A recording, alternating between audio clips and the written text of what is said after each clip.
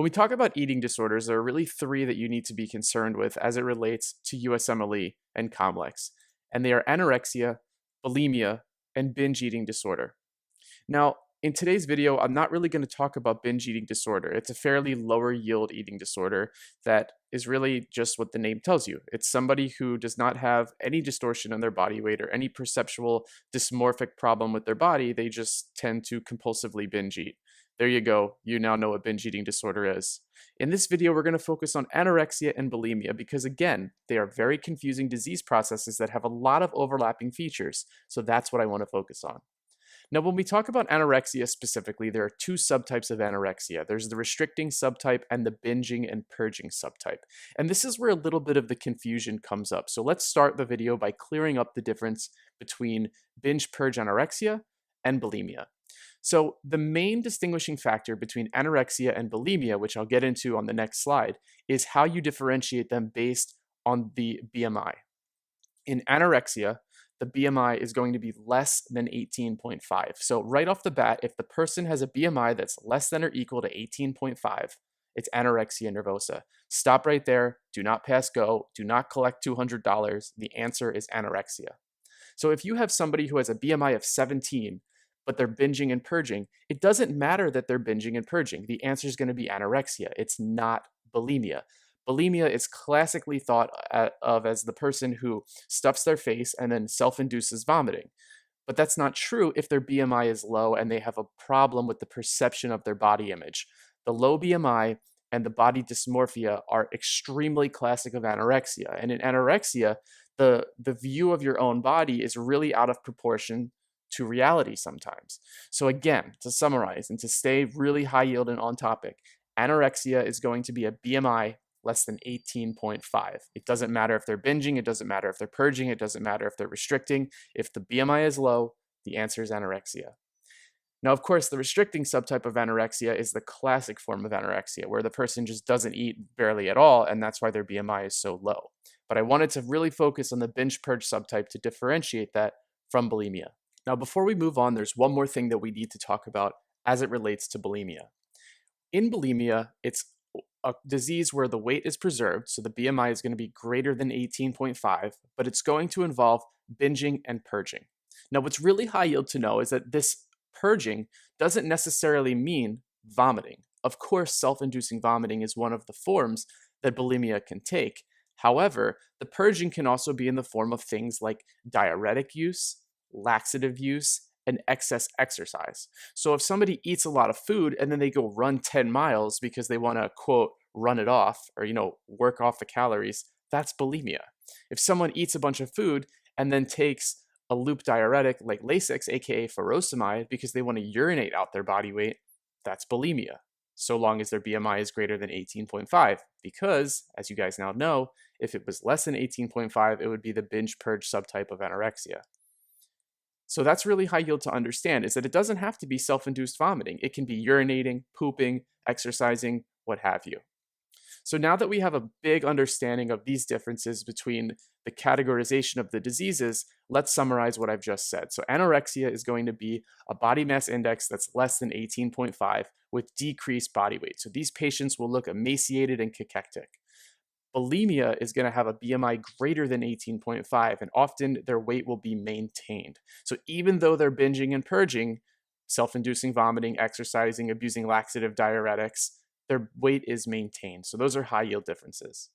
The bulk of today's video is going to be on learning the associated symptoms with anorexia and bulimia, because the exam questions would be way too easy if they would just give you a BMI and say, is it anorexia or is it bulimia?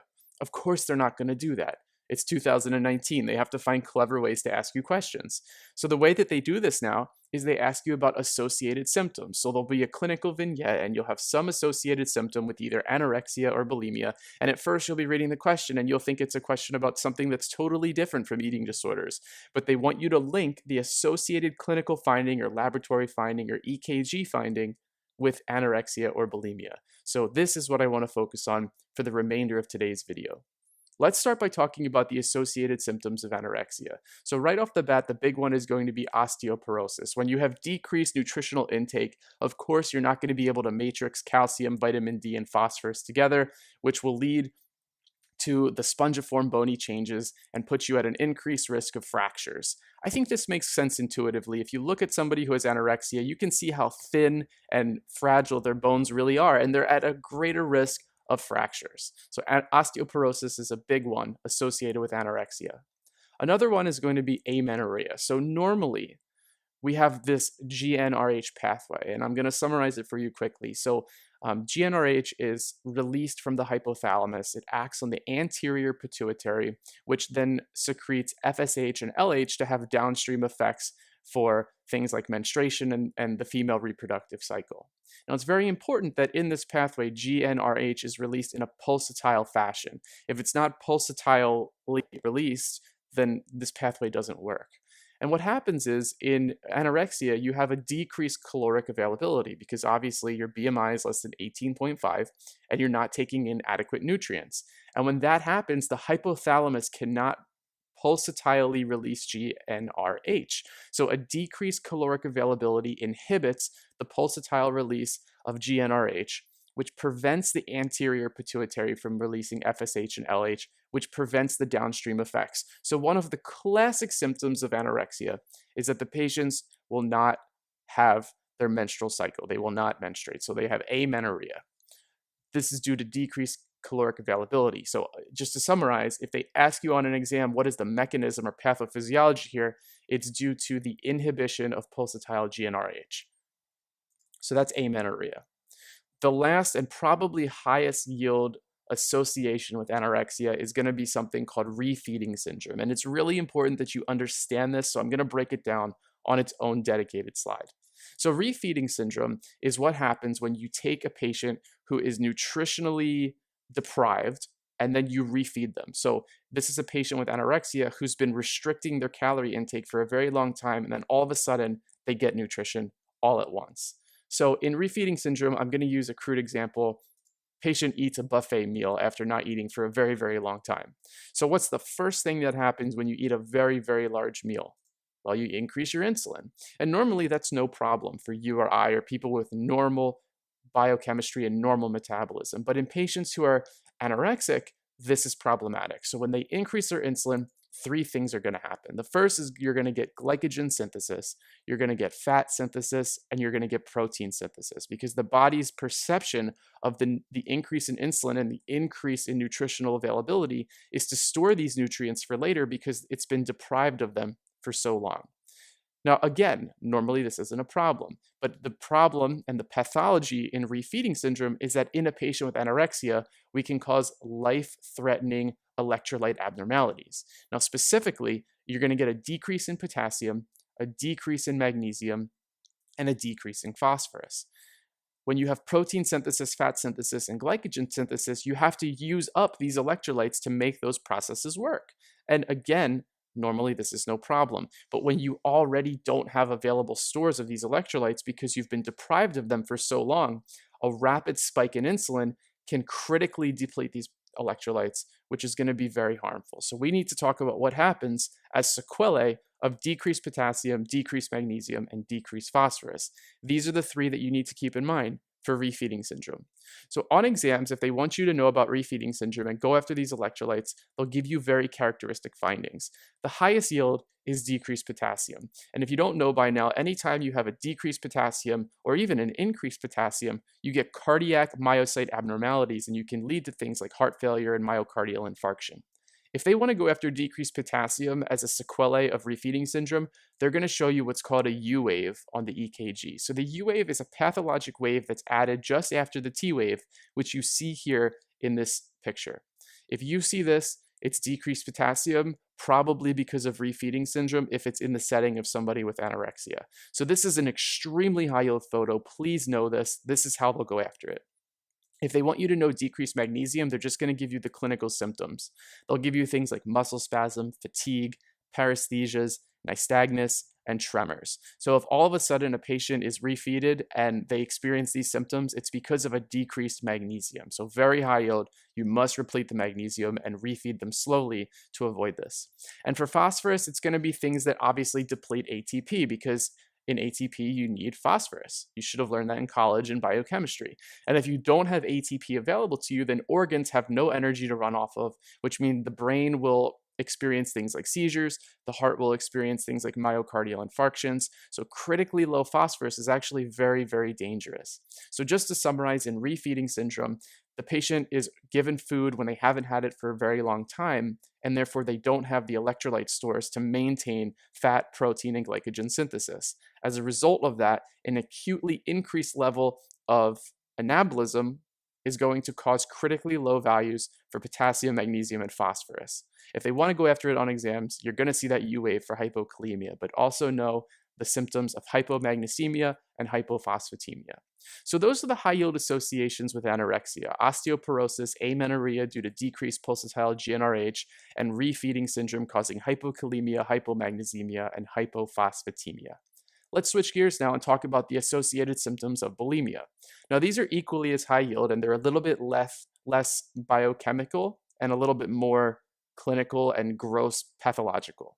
So you're going to see things on physical exam with bulimia. And the first is going to be peritonitis and tooth decay. So in bulimia, the patients binge and purge. Now, in the classic form of this, it's self-induced vomiting, and that's where all of these symptoms come from. So the first obvious one is going to be tooth decay. Anytime you have gastric acid coming up from the stomach and eroding tooth enamel, you get tooth decay. I think that's just fairly obvious. The other one to keep in mind is peritonitis. So I put this on the picture there. It's bilateral hypertrophy of the parotid glands, and this is very high yield. If you see unilateral parotid enlargement, you should think of something like mumps. But in bulimia, it's going to be bilateral. And what happens here is that anytime that we normally vomit, we have increased production of saliva from our salivary glands because you have to coat the pharynx and the esophagus before the gastric acid comes up. This is why if you've ever felt nauseous before, your mouth probably waters because your body is mentally preparing and physiologically preparing for vomitus to come up. We have to protect the organs in our pharyngeal space from the erosive gastric acid. So in order for a bulimic patient to constantly produce saliva, their parotid glands have to undergo bilateral hypertrophy in order to keep up with that process. One of the principles of hypertrophy is that the more you use any organ or muscle, what have you, is that it grows larger. So with more and increased saliva production, you have bilateral hypertrophy of the parotids, so you get that increased size on physical exam. So if you see bilateral hypertrophy of the parotid, think bulimia, very, very high yield. The other thing you might see is what's called Russell sign. So if somebody wants to self-induce vomiting, they put their hand in their mouth and try to induce their gag reflex. And when they do that, the dorsal aspect of their knuckles will kind of get sliced on their teeth, and classically sliced on the incisors in their mouth because the incisors are the sharpest teeth in our mouth. And when they do that, they just get these calluses, and this is called Russell sign. So if you see this on exam, it's probably the result of self-induced vomiting, so the answer is probably bulimia.